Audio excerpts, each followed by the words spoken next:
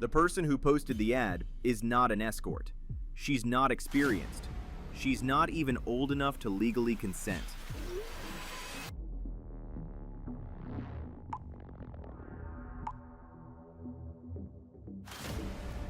The girl who posted the ad is 13 years old. Her name is Claire. The man on the other end does not seem too concerned. He is 42-year-old Ross Ashenfelter. And that's not the only disturbing detail here. Ashenfelter is a 4th grade teacher, which means he is surrounded by children the same age as the girl he's talking to.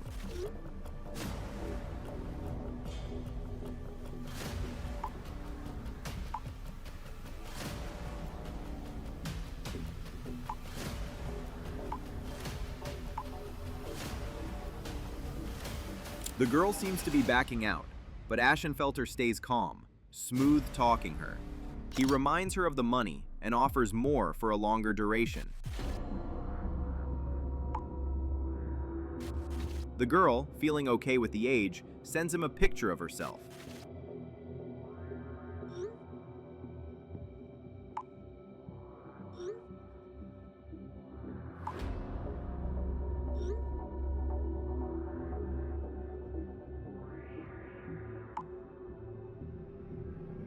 While he initially appears spooked, after Claire's response, he confidently realizes that she is indeed a little girl.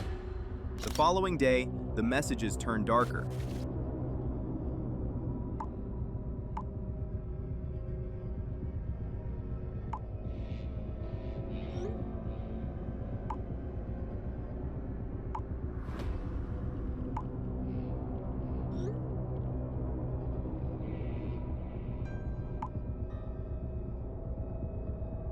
Claire is shocked that he is all right with this as a teacher, since his career depends on appropriate behavior with minors. Ashenfelter seems more than all right. He is almost confident that this is simply his personal life.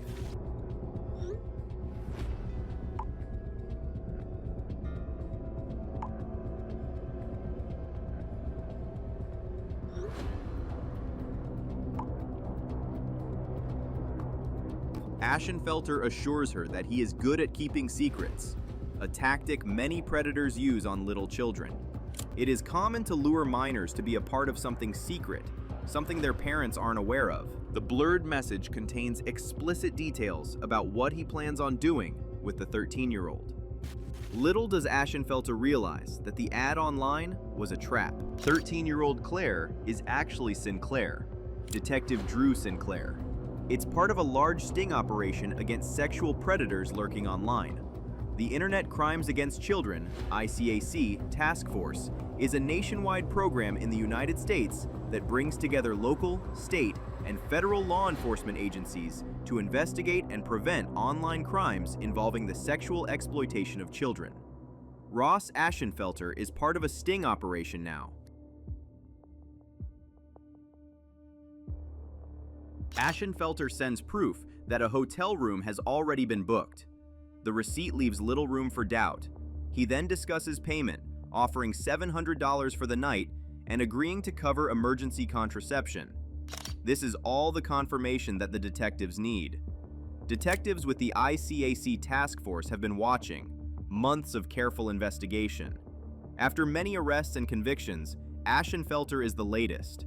With the texts, there is evidence of his intent, and somewhere, the line between predator and prey is starkly drawn. Not long after, they trace him to his school. They travel to Lake Roosevelt Elementary School, where Ashenfelter is working on administrative duties during a school holiday, unaware that the investigation has reached him. The net is closing. Hi there. Are you Mr. Ashenfelter? Hi. Are you Mr. Ashenfelter? Yeah, hi. Hey, I'm Detective Hoffman, Sheriff's Office. Yeah, hi. Right now I want to tell you you are under arrest, so do me a favor, stand up, put your hands behind your back for me. Excuse me? Right now you're under arrest. Okay. Here, this is Detective Sinclair right in front of you. Yeah. He'll explain kind of what's going on. Alright. Ashenfelter does not appear surprised. Innocent suspects often start questioning the arrest and make a commotion, but Ashenfelter is calm. I have reason to believe that you've been in communication, inappropriate communication, Okay. with a 13-year-old child that lives in. Okay. As part of a strategy, Detective Sinclair does not reveal who was behind the texts. Apparently you told her at some point last week that you were going to come meet up with her, Yeah. and she, and then you didn't. So she told her mom that she'd been talking to a teacher. We did some investigation and found out that that teacher was you. Okay. So that's why we're here. Okay. Okay? The arrest is swift. He is taken into custody at the school. Detective Sinclair wants to see what the suspect has to say for himself.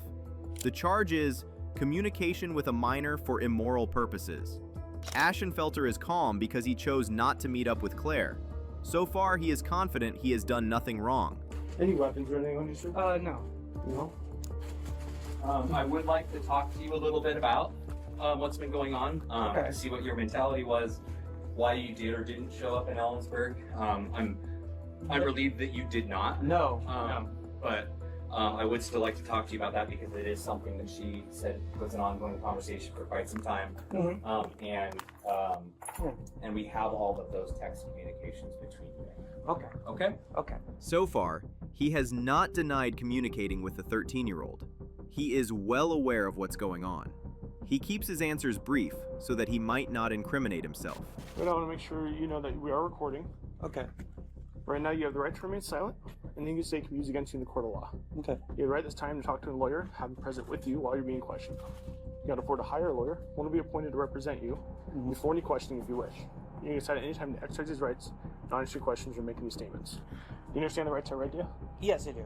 No statements. No statements? Okay. Yeah. Assuming this is going to be important, we're going to want to take this with you. Okay. Yes? Yes. Ashenfelter does not give them an explanation or reason. He simply acknowledges his rights. Every word he might speak now could be used against him. But does he fully understand the consequences? Okay, what's the process here? So, like Detective Sinclair said, he'd like to speak with you, but of course you have the right to not speak to anybody if you don't want to. And he's decided not to. He doesn't want to make these statements right now. Okay. Yeah. So what we'll do is these guys will transport you back to Ellensburg, and you're going to get booked into the Kittitas County Jail for communication with the minor for criminal purposes. Is there a simple way to do this? Like how? Instead of booking and... Well, it's a Class C felony, and we take communications and the potential, like you took some pretty good steps towards wanting to have with a child. Ross Ashenfelter is being charged with a Class C felony. While it is the lowest level of felony in Washington state, it still carries serious consequences. The charge allows for prison time, substantial fines, and a permanent criminal record. For a 4th grade teacher, the impact extends far beyond the courtroom, threatening his career, his freedom, and his future. So I have to go to Ellensburg? Yes. How long is this process? You'll go to court tomorrow, and then bail will be set. Am I going to prison? That's out of my wheelhouse. That's not anything. I mean, jail? Do I need to stay the night for jail? Yeah, you'll have to see a judge before. You'll have to go to an arraignment or a probable cause hearing for the judge to determine that there's probable cause, and then he'll set a bail amount. And basically, if you do bail out, some criteria that you have to follow, and one of them is probably going to be that you don't have any contact with children. Okay. So you probably won't be allowed back to the school for the foreseeable future. In a single moment, his career, his routine, and his identity have been placed on hold. But he still doesn't grasp the seriousness of what he has done. Is there any way for, I'm not going to run and I'll show up. Is there any way to not need to go all the way to Ellensburg? No, we're going to Ellensburg today. Okay. Like I said, I've read all of the text communication between you and this child, and it's highly inappropriate for It is. any adult to have with a child, let alone a 4th grade teacher. Okay. Even when he tries to make it sound small and insignificant, Detective Sinclair is quick to remind him that his behavior is extremely dangerous. Ashenfelter might be agreeing outwardly, but his expressions are those of minor annoyance. Okay, let's head down to the car. The search warrant does include your car. We're going to search. Well, my students will not be ready for tomorrow. Okay. Where the detective is talking about a search warrant, the suspect's mind is working on different things altogether. He is worried about his class being unprepared, rather than focusing on his own fate and future. This is the last time he is in the classroom.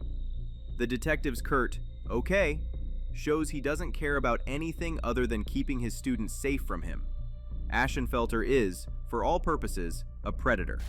The chief's gonna contact the superintendent and let them know.